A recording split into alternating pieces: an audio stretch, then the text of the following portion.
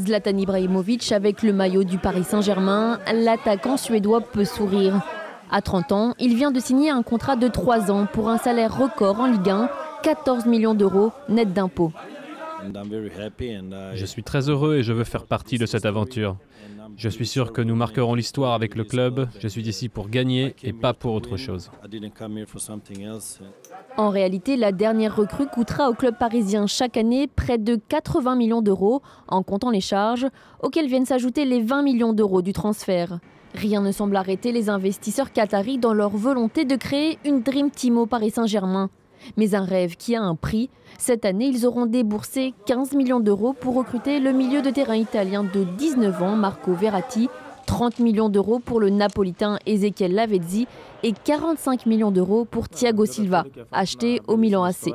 Soit un coût total de 110 millions d'euros uniquement pour les transferts, rien qu'en 2012.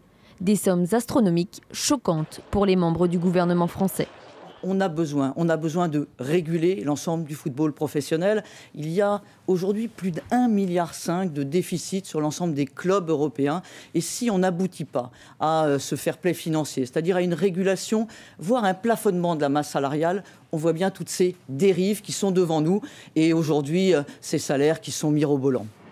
Des salaires mirobolants. En effet, ces dernières années, les rémunérations des joueurs ont augmenté de manière exponentielle. Michel Platini, le meilleur joueur français, touchait à l'époque 40 200 € à Saint-Etienne. 20 ans plus tard, c'était 10 fois plus pour Zidane à la Juventus. Aujourd'hui, beaucoup se demandent si l'argent est devenu le garant de la victoire au football. Alors effectivement, l'argent, ça choque, c'est impressionnant.